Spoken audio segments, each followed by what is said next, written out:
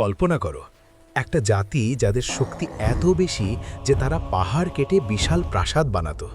তাদের শহরের স্তম্ভ এত উঁচু যে আকাশ ছুঁয়ে ফেলত। চারদিকে সবুজ বাগান, ঝর্ণার কলকল শব্দ, ফলের ভারে নুয়ে পড়া গাছ। তারা ভাবত, আমরা অজেয়, পৃথিবীতে আমাদের চেয়ে শক্তিশালী কেউ নেই। কিন্তু হঠাৎ একটা ঝড় এসে সব শেষ করে দিল। পুরো জাতি মুছে গেল মাটি থেকে, যেন কখনো ছিলই না। এটা কোনো কল্পকাহিনী নয়, এটা কুরআনের সত্য ইতিহাস, আদ জাতি এবং হুদ নবী আলাইহিসসালামের কাহিনী। আল্লাহ তাআলা বলেন, তোমার রব আজ সম্প্রদায়ের সাথে কি আচরণ করেছেন তা কি তুমি দেখোনি? ইরামের সাথে, যার ছিল উঁচু উঁচু স্তম্ভ, যার মতো সৃষ্টি করা হয়নি অন্য কোনো দেশে। সূরা আল ফাজর 6-8। হাজার হাজার বছর আগে নূহ নবী আলাইহিসসালামের পরে দক্ষিণ আরবের আহকাফ নামক মরুভূমি অঞ্চলে বাস করত আদ জাতি। তারা ছিল প্রথম আরবীয় জাতিগুলোর মধ্যে অন্যতম। আল্লাহ তাদের অসাধারণ নেয়ামত দিয়েছিলেন, যা অন্য কোনো জাতিকে দেননি। তাদের দেহ ছিল অত্যন্ত লম্বা চওড়া, শক্তিশালী। একজন মানুষ যা তুলতে পারত না, তারা এক হাতে তুলে ফেলত। তারা পাহাড় কেটে ঘর বানাত, বিশাল স্তম্ভযুক্ত প্রাসাদ গড়ে তুলত। তাদের রাজধানী ইরাম, যাকে বলা হয় দাতিল ইমাদ বা স্তম্ভযুক্ত ইরাম। চারদিকে সবুজ উদ্যান, ঝর্ণা বয়ে চলত, নদীনালা ভরা পানিতে। ফলের বাগান, আঙ্গুর, খেজুর, অন্যান্য মিষ্টি ফল এত বেশি যে তারা যখন তখন খেত। শস্যক্ষেত্র সোনালি হয়ে দোল খেত। গবাদি পশু, উটের পাল, সব কিছুতে বরকত। আল্লাহ বলেন, আমি তাদেরকে এমন শক্তি দিয়েছিলাম যা তোমাদেরকে দিইনি। আমি তাদেরকে কান, চোখ ও হৃদয় দিয়েছিলাম। সূরা আল আহকাফ 26। কিন্তু এই অঢল নেয়ামত পেয়েও তারা শুকরিয়া আদায় করেনি, বরং অহংকারে মগ্ন হয়ে গেল। তারা আল্লাহকে ভুলে মূর্তি পূজা শুরু করল। সূর্য, চাঁদ, বিভিন্ন দেবতার নামে মূর্তি বানিয়ে পূজা করত। বলতো, আমাদের এই শক্তি আমাদের দেবতার দেওয়া, কেউ আমাদের পরাজিত করতে পারবে না।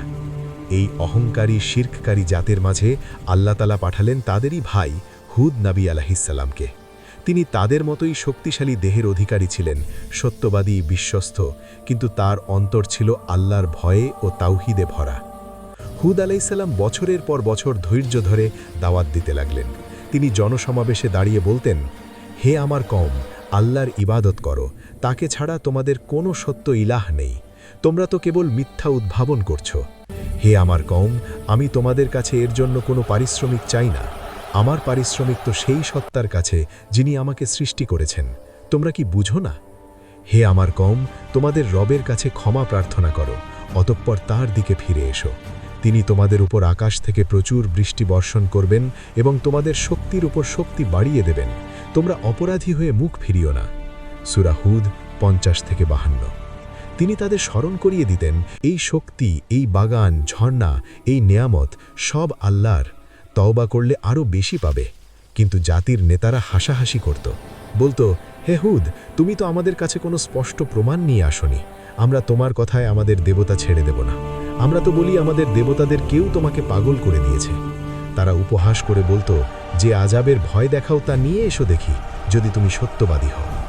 মাত্র অল্প কয়েকজন, যারা আল্লাহকে ভয় করত, হুদ আলাইহিসসালামের কথা শুনে ঈমান আনল। বাকিরা অহংকারে অন্ধ হয়ে রইল। অবশেষে আল্লাহর আযাব এলো। প্রথমে দীর্ঘ খরা, বৃষ্টি বন্ধ হয়ে গেল, বাগান শুকিয়ে গেল, ঝর্ণা থেমে গেল। তারা কষ্ট পেতে লাগল। তারপর আকাশে কালো মেঘ দেখা গেল। আদ জাতি আনন্দে চিৎকার করল, অবশেষে বৃষ্টি আসছে। কিন্তু হুদ আলাইহিসসালাম বললেন, এটা বৃষ্টির মেঘ নয়, এটা সেই আযাব যার জন্য তোমরা তাড়াহুড়ো করছিলে। একটা প্রচণ্ড ঠান্ডা, প্রচণ্ড বেগের ঝড়ো হাওয়া। এবং তখন শুরু হলো সেই ভয়ঙ্কর আযাব। একটা ঠান্ডা, প্রচণ্ড বেগের ঝড়ো হাওয়া, যাকে কুরআনে বলা হয়েছে রিহান সারসারা আতিয়া। এটা পুরো 7 রাত ও 8 দিন ধরে চলল। হাওয়ার বেগ এত প্রচণ্ড যে মানুষ আকাশে উড়ে গিয়ে মাটিতে আছড়ে পড়ত, দেহ ছিন্ন বিচ্ছিন্ন হয়ে যেত। উঁচু স্তম্ভযুক্ত প্রাসাদ ধ্বংস হয়ে গেল। খেজুর গাছ উপড়ে ফেলল যেন শুকনো খোলা। চারদিকে শুধু চিৎকার, ধ্বংস আর মৃত্যু। আল্লাহ বলেন, যা তাদেরকে উপড়ে ফেলছিল মানুষকে, যেন তারা খেজুর গাছের উপড়ানো শুকনো খোলা। সূরা হাক্কা 7। ঝড় থামার পর শুধু নীরবতা আর ধ্বংসাবশেষ। পুরো আদ জাতি মুছে গেল। শুধু হুদ আলাইহিসসালাম এবং তার অল্প অনুসারীরা নিরাপদে বেঁচে রইলেন। আজও সেই ধ্বংসাবশেষ মরুভূমির বালুর নিচে লুকিয়ে আছে, কুরআনের সত্যতার প্রমাণ। হে ভাই ও বোনেরা, এই দীর্ঘ ইতিহাস থেকে আমরা কি শিখি? আল্লাহর নেয়ামত যত বেশি, শুকরিয়ার দায়িত্ব তত বেশি। অহংকার আর শিরক ধ্বংস ডেকে আনে। হুদ আলাইহিসসালামের মতো ধৈর্য ধরে তাওহীদের দাওয়াত দেওয়া উচিত। আজ আমরা যে শক্তি, সম্পদ, স্বাস্থ্য পেয়েছি, এগুলোর জন্য শুকরিয়া আদায় করি, না হলে আযাব আসতে দেরি হবে না। আল্লাহ আমাদের সবাইকে অহংকার থেকে রক্ষা করুন, তাওহীদের উপর অটল রাখুন এবং হুদ আলাইহিসসালামের অনুসারী বানান।